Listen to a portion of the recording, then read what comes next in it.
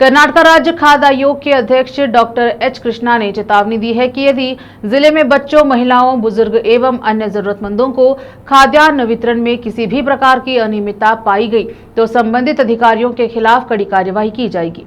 बीदर जिले के 3 दिवसीय औचक दौरे पर पहुंचे डॉक्टर कृष्णा ने विभिन्न स्थानों का निरीक्षण करने के बाद गुरुवार को जिला कलेक्टर सभागार में आयोजित प्रेस वार्ता में यह जानकारी दी।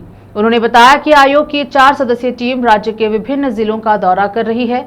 राष्ट्रीय खाद्य सुरक्षा अधिनियम 2013 के तहत प्रत्येक गरीब, जरूरतमंद, महिला, बच्चे एवं कमजोर वर्ग को खाद्य सुरक्षा उपलब्ध कराना सरकार की प्राथमिक जिम्मेदारी है और प्रत्येक नागरिक को भोजन प्राप्त करने का अधिकार है। डॉक्टर कृष्णा ने कहा कि आयोग द्वारा जिले के विभिन्न तालुकों में उचित मूल्य की दुकानों, खाद्यान्न गोदामों, आंगनवाड़ी केंद्रों, एमएसपीटीसी विद्यालयों में संचालित मध्याह्न भोजन योजना, अस्पतालों की पोषण इकाइयों तथा अन्य विभागों में खाद्य वितरण व्यवस्था का निरीक्षण किया जा रहा है। उन्होंने कहा कि इस औचक निरीक्षण का उद्देश्य यह सुनिश्चित करना है कि खाद्य सुरक्षा से जुड़ी सभी सरकारी योजनाओं का सही तरीके से क्रियान्वयन हो रहा है। उन्होंने बताया कि आयोग की टीम 17 जुलाई तक जिले में रहेगी। खाद्य वितरण से संबंधित किसी भी शिकायत के लिए आम नागरिक 9448466099 और 9945037681 पर सीधे संपर्क कर सकते हैं। शिकायतकर्ता की पहचान पूरी तरह गोपनीय रखी जाएगी। डॉक्टर कृष्णा ने कहा कि जिले के सभी पेट्रोल पंपों पर आम लोगों को निःशुल्क पेयजल, हवा तथा शौचालय की सुविधा उपलब्ध कराना अनिवार्य है। उन्होंने विधिक माप विज्ञान विभाग के अधिकारियों को नियमित निरीक्षण करने के निर्देश दिए हैं। उन्होंने बताया कि आयोग के अधिकार क्षेत्र में कुल 14 विभाग आते हैं।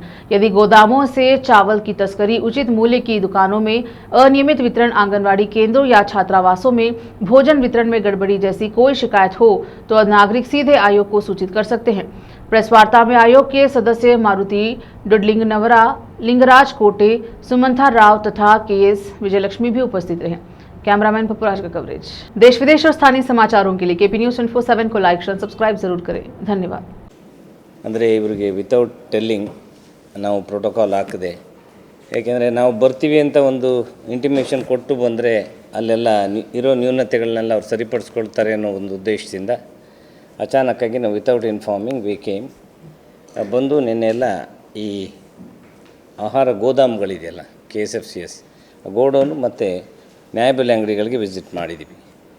ಅದರ ಎಲ್ಲ ಪರಿಶೀಲನೆದು ವರದಿಯನ್ನು ಪೂರ್ತಿ ನಾಳೆ ಪುನಃ DC ಮೀಟಿಂಗ್ ಕರಿತೀವಿ.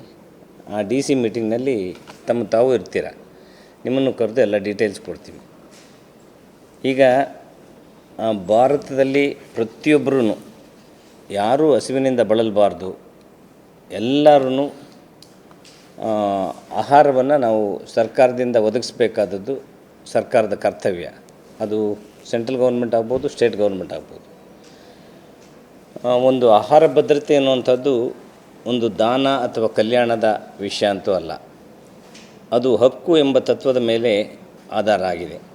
ಈ ಹಕ್ಕಿಗೆ ಕಾನೂನಾತ್ಮಕ ಬಲ ನೀಡಿ ಮಹತ್ವದ ಆ ಒಂದು ಕಾಯ್ದೆಯನ್ನು ಜಾರಿಗೆ ತರಲಾಗಿದೆ. ಅದೇ ಆಹಾರ ಭದ್ರತಾ ಕಾಯ್ದೆ 2013, ನ್ಯಾಷನಲ್ ಫುಡ್ ಸೆಕ್ಯೂರಿಟಿ ಆ್ಯಕ್ಟ್ ಅಂತ 2013ನಲ್ಲಿ ಇದು ಇಂಪ್ಲಿಮೆಂಟ್ ಆಗಿದೆ.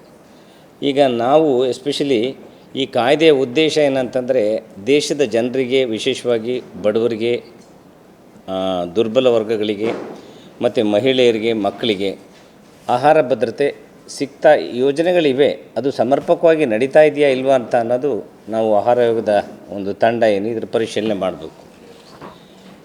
ಪೋಷಕ ಆಹಾರವನ್ನು ನಾವು ಕಾನೂನಾತ್ಮಕ ಹಕ್ಕಿನ ರೂಪದಲ್ಲಿ ಜನರಿಗೆಲ್ಲ ತಲುಪಿಸಬೇಕಾದದ್ದು ಸರ್ಕಾರಗಳ ಕರ್ತವ್ಯ. ಈ NFSA ಇಂದ ಸರಿಯಾದ ಅನುಷ್ಠಾನ ಮತ್ತು ಮೇಲ್ವಿಚಾರಣೆ ಆಗ್ತಾ ಇದೆಯಲ್ವ ಅಂತ ನಾವು ನೋಡ್ಕೊತೀವಿ. ಆಹಾರ ಭದ್ರತಾ ಕಾಯ್ದೆಗಳ ಹಕ್ಕುಗಳ ಈ ಯೋಜನೆಗಳು ಸರಿಯಾಗಿ ನಡೀತಾ ಇದೆಯಾ ಅಥವಾ ಅದರಲ್ಲಿ ಏನಾದರೂ ಉಲ್ಲಂಘನೆ ಆಗಿ ಹಕ್ಕುಗಳು ಆಗಿದೆಯಾ ಅನ್ನೋದು ಸಹ ನಾವು ಪರಿಶೀಲನೆ ಮಾಡ್ತೀವಿ.